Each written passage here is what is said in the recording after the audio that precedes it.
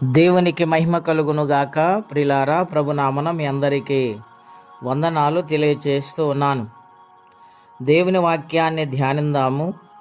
మొదటి రాజుల గ్రంథం 18వ అధ్యాయము 37వ వచనం. యెహోవా, నా ప్రార్థన ఆలకింపుము. యెహోవావైన నీవే దేవుడవై ఉన్నావనియు, నీవు వారి హృదయములను నీ తట్టుకు తిరగజేయుదువనియు ఈ జనులకు తెలియనట్లుగా నా ప్రార్థన అంగీకరించుము. అతడు ఎలాగున ప్రార్థన చేయుచుండగా యెహోవా అగ్ని దిగి దహన పశువును, కట్టెలను, రాళ్లను, బుగ్గిని దహించి కందకమందున్న నీళ్లను ఆరిపోజేసాను. ప్రిలారా, పరిశుద్ధాత్మ దేవుడు ఉదయకాల సమయంలో రాజుల గ్రంథము నుండి మనతో మాట్లాడుతూ ఉన్నారు. దేశము కరువులో, కష్టాలలో, ఆర్థికంగా పరిస్థితులన్నీ తారుమారవుతున్న దినాలవి. ఇశ్రాయేలు దేశములో భోజనము లేక మనిషి కోసుకుని తినే దినాలలో ఉన్నారు. అటువంటి సమయములో దేవుడు ఏలియాను పిలిచి, నీవు వెళ్ళి ప్రార్థన చేయి, బలిపీఠము కట్టు, బయలు ప్రవక్తలను బయటికి రప్పించు, రాజుతో మాట్లాడు. 2 తలంపులు కలిగి ఉండటము కాదు, ఒకే తలంపు కలిగి ఉండాలి అని దేవుడు వాగ్దానము చేశారు ఏలియా గారికి. ప్రిలారా, ఏలియా గారు దేవుని మాట తీసుకుని ప్రయాణమై ఇశ్రాయేలు దేశానికి వస్తూ ఉండగా మధ్యలో వద్య గారు ఆయన దర్శించారు. ఆయనతో కొన్ని మాటలు మాట్లాడిన తర్వాత, నిజముగా ఈ దినాన అహాబు నేను దర్శించబోతున్నానని ఏలియా గారు చెప్పారు. చివరిగా వారు, యెహోవా దేవుడైతే ఆయనను శరణ వేడుకోండి, బయలు దేవుడైతే బయలును శరణ వేడుకోండి అని చెప్పి వారు కర్మేలు పర్వతము దగ్గర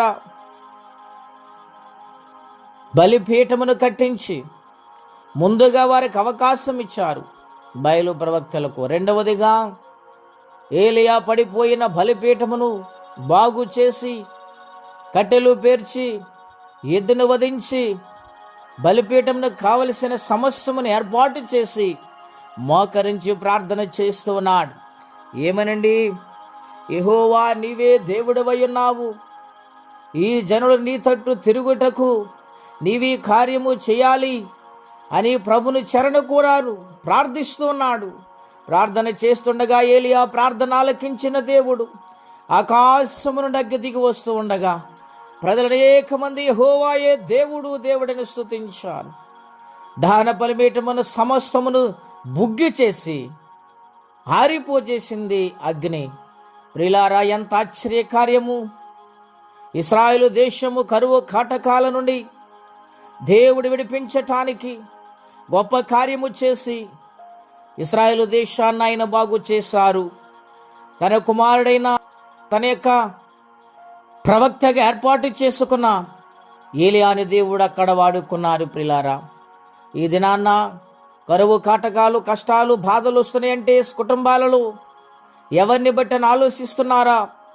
ఒకవేళ దేవుని సన్నిధి దూరమైపోయి లోకానికి దగ్గరై లోక స్నేహం వలన సన్నిధిని కోల్పోయి ఉంటున్నారేమో. అందుకే భయంకరమైన కరువులు, కాటకాలు, ఆర్థిక సమస్యలు, రోగాలు వస్తున్నాయి. వాటి నుండి విడుదల పొందాలంటే ప్రార్థనని ఆయుధమును ధరించుకుని దేవుని సన్నిధిలో సాగిపోవాలి. దేవుని వద్దకు వెళ్ళి జవాబు పొందుకోవాలి.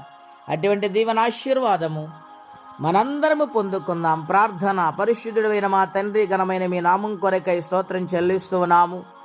ఉదయ కాల సమయంలో మాతో మాట్లాడుతూ మీరు వచ్చారు ప్రభువా.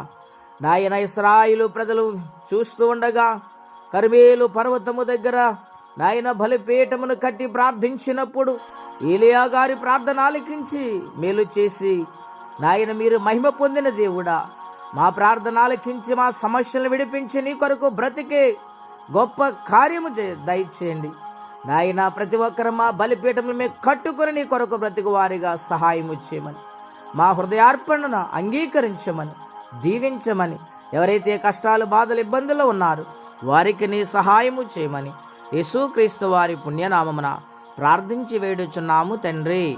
ఆమెన్. దేవుడు దీవించును గాక. ఆమెన్.